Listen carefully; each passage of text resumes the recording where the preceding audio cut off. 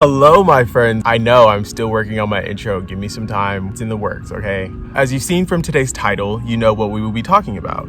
The struggles of reinventing yourself or myself or ourselves. Clearly, this is like where I'm at in my life right now. So I'm like, oh, why not make a video out of it? Because I've been making some of these like TED Talk videos, I would say, or just me like talking for the past 2 days. So I'm like, why not? I don't know if this is what I want my content to be, but this is where we are right now, so we're just gonna like kind of go with the flow of that. And yeah, we're just gonna be talking about like the struggles of reinventing yourself, because I feel like people talk about it like it's easy, and yes, it is tough, but I definitely think it's worth it. I guess it's a struggle, but it gets better. That's what I just want people to understand. I also have notes because I had to like really write down how I was feeling. Let's go back in time, okay? So you guys can have a better picture to where we are now and what's going on, because that's the only way people could really like understand. Single mom, 2 kids, come and go dad, half brother by the dad. Well, obviously I'm the mama's boy, and my sister, she was a mama's girl. She was also a daddy's girl, but like a mama's girl, if that makes sense. Never played any sports, never had any hobbies,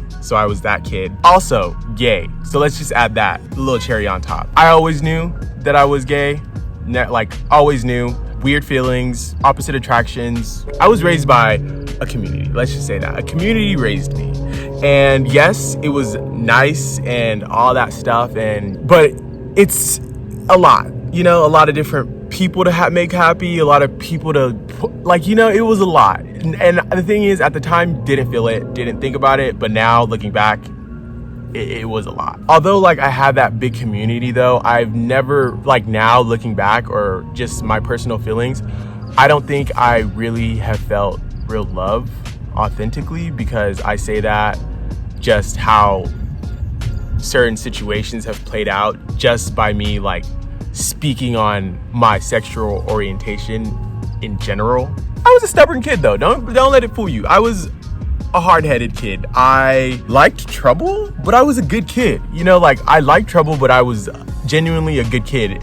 I think so. I was happy. I do believe school had a lot to do with my happiness at the time. School influenced me, and not the learning part, so don't get it twisted. I'm talking about the socializing part. That's the part that really touched me when it came to school, because I loved people. That's why I think I found my connection to people. I was like, oh wow. So it was kind of like an escape from the home stuff, truthfully. I was the kid that wanted to be friends with everyone, and sometimes it worked out, sometimes it didn't. There would be some people that were not afraid to let you know that I don't like you, and I'm like, well, I like you, so I'm gonna just follow you and we're just gonna be friends. School was good, but it was hard. Also, I move around a lot because these bugs at the park, they kind of bother me. So I was a short, fat African kid. So you do the math on that one, and you let me know what you think. It was hard, but I, for some reason, didn't care. I don't know how the bullying got to me, but I don't think it got to me, and I was the bully as well. Maybe it was a coping mechanism, maybe it wasn't. I was definitely a bully, but I think it was from a follower's perspective as well. Being a follower, just trying to be cool, fit in with the cool guys, that was basically it. Also, I didn't move a lot. I've moved twice, moved schools twice in my whole entire life. Every time I would start fresh, I would reinvent myself, and obviously this started my first move when I moved to Texas, because of my past and how kind of shitty it was per se. I moved to Texas and I turned into this whole new person. Still had trouble there, but it was slightly better. Moved back, then it was still 8th grade, so we were getting ready to go to high school anyway, so didn't have much to lose on that one. High school, moved to Bakersfield, same tea, reinventing myself all the time. But it was much easier then. This time, a little more stressful, a little harder. I got into a lot of drama in high school, especially junior high, because that's when the drama really starts to because all these hormones and people are a little bit more freedom. So junior high was a lot more drama. High school, drama, but drama. I've always had this thing where it's I want everyone to be friends, because I want to be friends with everyone. And it bit me in the ass so many times, because I had to realize, now I realize that you can't, being the middleman isn't always a good thing. People would fight. Let's say we're in a group. People would fight within the group. And like, I want to be friends with everyone. I want everyone to be friends. So I'm going to talk to you. Then I'm going to go back to you and I'm going to talk to you without knowing it. Or maybe, I don't think it's like a thing, because initially your intentions are to like make everyone friends. Because I'm realizing those two people who got the beef, they're going to figure it out and then they're going to kick you out because like you started the beef. But you were just keeping it real and no one wanted to own up to their shit. So they needed like a scapegoat, someone to throw like all the shit on. Oh, I didn't say that. He said that. He must have lied. But knowing damn well you said it, but you don't want to own up to it. So you push the blame on that person. I was that. Me trying to have the good intentions, even though it could come off a little silly, I get the scapegoat. I get that feeling of like, oh, you did something wrong. But it was just like, nah, bruh, you said that. You did that. Apologize to each other and let it go. Like, it's not that big of a deal. If y'all would just own up and say, oh yeah, I did that. Like, I'm sorry. That's how I was feeling at the time. Boom. But it's okay. You learn. You definitely start to learn. Definitely am learning that sometimes you got to let people figure that shit out. If they are close to you, then you can like intervene. If they're like small group, 2 people, easy, just own up to your shit. Like, boom, like, oh, you did, so like as you're older you realize things. Just be wise when you're trying to be the middleman. I never knew who I was because I just wanted to follow all these like trends and like be with all these people, and I lost myself because I'm carrying your character trait. I know your character trait. I'm picking up your character trait, but what is my character trait? And not the ones that other people have labeled me on. Like, what is my own character trait? What do I like to do? I always said I'd never get a tattoo. I've always said I'd never get piercings. I've always said I wouldn't smoke weed. I wouldn't vape. And then I started doing that. Some influenced, but I'm realizing some were just my own choices, because you can only be influenced so much, and peer pressure as well. So that, remember, people pleaser, I want to fit in. So now I ask these questions to myself. I'm like, okay, do I really want to do this today? Do I really feel like I need to? Because a lot of the things that I've grew up knowing, a lot were like inflicted on me. I never really had my own mindset on things. So now that I'm having my own, it's like, okay, so why do you feel this way? Do you really want to do that? I said I would never touch weed in my life when I was a kid. Nah. And then I started smoking, and then I was like, okay with it, obviously. Now I'm older, I'm kind of like, okay, so do you actually enjoy smoking weed? How does weed make you feel? Analyzing it, because it's very important to me that I know why I'm doing what I'm doing. Sometimes I don't care to know, but sometimes like it's that important. I've always thought tattoos were bad, like you shouldn't ink yourself. Where did that come from? Why do I feel like that? Is that how I really feel? Do I want a tattoo? How would I feel with the tattoo? I always felt like tattoos had to be meaningful, but all of a sudden I feel like, what about if I just want a smiley face? What about if I just want an X? What about if I just want that? So I had to start feeling like that towards myself, and then I'm starting to learn to feel like that towards others. Oh, maybe that's just what they want to do. Maybe that's just what he wants to do, she wants to do. That's what you want to do. So like, go ahead and do it. That's where I'm at as well right now. I'm realizing that I'm afraid to love. I feel like I'm afraid to love because I'm afraid of hurt. I don't want to be like mistreated or like taken advantage of, but I also am scared because I don't want to do that to someone else. It's a balance that I'm trying to figure out how to work on. Like, I want to feel it, like I don't want to feel scared or having to change around you, or like feeling like, yeah, you're going to feel like awkward and butterflies and stuff, but I don't want to feel fear. I don't want to feel like anything other than love. At the same time, do you think love is all of those feelings?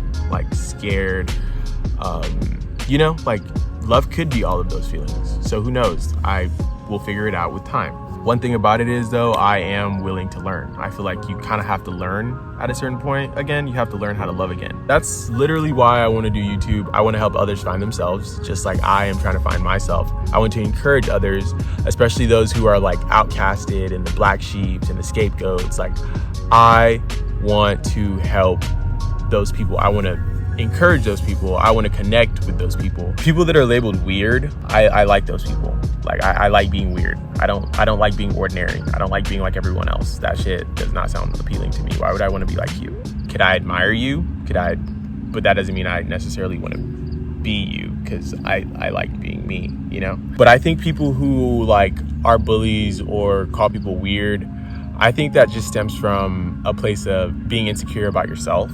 and just not being courageous enough to be yourself. So you shit on someone else who is being themselves, because you're probably weird as fuck. You probably do a lot of weird shit that people don't know, or you've done shit that people don't know. So the fact that you sit there and you call people weird, like, nah, you're weird. Like, you're literally weird for calling me weird because I'm being weird.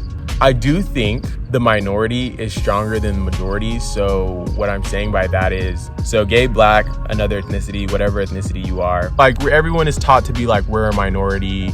The blacks, like, we're a minority. But like, if you really think about it and think about everyone who is a minority, we are in some way like criticized for just being different. So if you really like showed your difference, I really think that would make a difference. The minority is bigger than the majority, right? Yeah, the minority is stronger than the majority. So all these people that are like making you feel like you're lower than, or you're gross for being a certain way, or like you're beneath them, it's really not. It's actually the other way around. I do know that I need to defend myself more because I've been quiet. You know, like I stay quiet about a lot of things. Where I am now, if I don't like something, or if I feel some type of way, I need to speak up about it, because me staying quiet isn't gonna do any good. It's really not gonna make me feel better. It's probably just gonna make me feel worse that I didn't speak up. Even when I was a kid, I would let people pummel me, and like I'd stand up and smile. Like I was weird. I was a weird kid. Like, you could beat my ass and I would still want some more. I mean, like, you couldn't defeat me with your fists. Like, I was bad, but I was good. So, you know, it was hard. People do not like you when you start to change, when you start to grow. They try to bring you down, make you feel like that same person that you were before, but you're just not that person. And like, they do it. Sometimes they do it on purpose, and they try to like, oh, you're still the same person. Okay. Honestly, don't even argue. Okay. Why do I need to prove to you that I'm a good person? Okay. You say I'm not a good person? Okay. I'm not saying we all have to like each other. I'm not saying we all have to get along, kumbaya, sit by the campfire, sing a happy campfire song. I am not saying that at all. And even me, I handle situations really wrong. If I get a little flustered or anxiety or scared, I ghost. Like, I will run for the fucking hills. I'm not talking about it. I'm running, because like, I don't know how I'm gonna break it down to you. So I'm just gonna run. I'm just gonna go. That's what I do. I run. I don't give you an explanation. I don't talk about it. I just run. I have so much to overcome, and so much that I've overcome in the past year, that I'm honestly proud of myself, because I have no other way to look at it other than proud. I have conquered a lot. So I am very pleased with myself right now. I don't think I'm doing anything wrong. I feel like I'm on the right path right now. If I feel that I am the greatest, who are you to tell me that I'm not? I'm sorry, it sounds a little like, but like, who are you to tell me that I'm not great? Maybe I'm not the greatest, okay, but I'm great. Why do I have to reach a certain goal? Why do I have to fulfill a certain prophecy for me to feel great? Why can't I just be great as I am? What do I need to feel great? What needs to make me feel great other than myself? Because I know that I'm pretty great. A lot of things have made me question that, but like, I always come to the reality of I am. So I just feel like I should just stop trying to change people and make people like understand me. I mean, I'm not perfect. I've been a bully. I've done things. I've done the whole thing. I was in high school, for crying out loud. So I was a kid trying to be popular in high school. So you should know that, like, you've watched TV before, like, not as dramatic, but you get the hint. It's annoying because now people refuse to see you as anything other than who you were before. And that's really annoying, but what can I do? I can't change that. So I have to cultivate that in a way that works for me and doing what makes me happy. So yeah, I'm going to be doing YouTube, and yeah, I'm going to be going a little crazy, but it's not though, because I want to do those things. If not, I wouldn't do them. Anyway, if you made it this far to this video, thank you so much for watching. I hope it wasn't all over the place for you. I tried to make it as fluent as possible. More content coming, obviously. I'm going to post at least once a week. If you see 3, mind your business. It was a good week. Okay, but I will be posting. I'm not really sure what days, but that's something that I'm gonna figure out as I go. Just give me time. I hope you enjoyed the video. If you did like the video, go ahead and give it a thumbs up. If you really like the video, go ahead and comment. If you really, really, really like the video, hit that subscribe button for me for more videos, and I will see you in the next one.